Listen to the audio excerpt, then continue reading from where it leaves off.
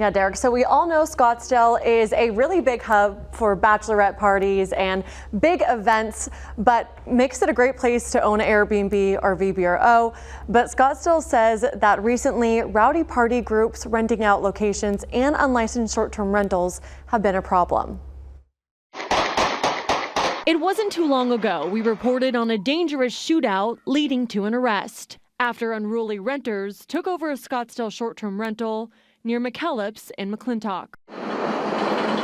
Scottsdale police say it's become a growing problem as they've seen a massive jump in short-term rental citations. We really look for the big party. Are we getting calls that 15 cars are showing up somewhere, that underage kids look like they're coming, and then we really try to get to those early and break those up before they can get started. For the 2023-2024 fiscal year, Scottsdale PD says they've issued over 700 charges for nuisance parties and short-term related issues. The party crews are out there, and so these party crews will scour different cities or looking for short-term rentals or people who have a house to throw these pop-up parties. Sergeant Bowles, who has been part of Scottsdale PD's short-term rental unit, says it's not just partiers that are a problem, but also unlicensed short-term rentals or STRs. We go to a call, it might be our second or third call to a house, and we're like, well, let's call the emergency contact. They're required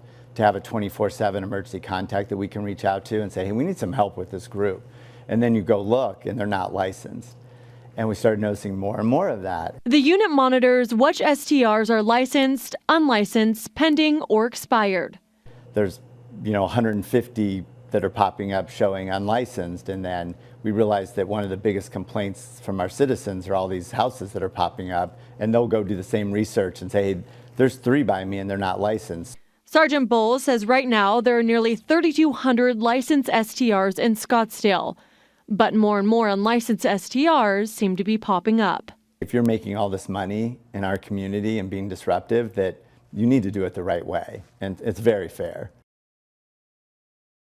Fascinating story. So, Michaela, why are they seeing such a big increase in citations this year? So Sergeant Bowles says there has been more dedication to that specific unit. It started about 3 years ago, but more recently they added a police aide and then 2 officers. So that's really kind of helped them stay on top of the calls and then do more of these citations, kind of do a deeper dive into what's going on with these short-term rentals. Got it. So more enforcement. You showed us a map in the story. The officer had a sort of a heat map. Tell us about that map, and people at home can go check that out? Yeah, absolutely. So that's a public map. People can actually go online and look that up. That shows the licensed, unlicensed, expired, and pending licenses for short-term rentals.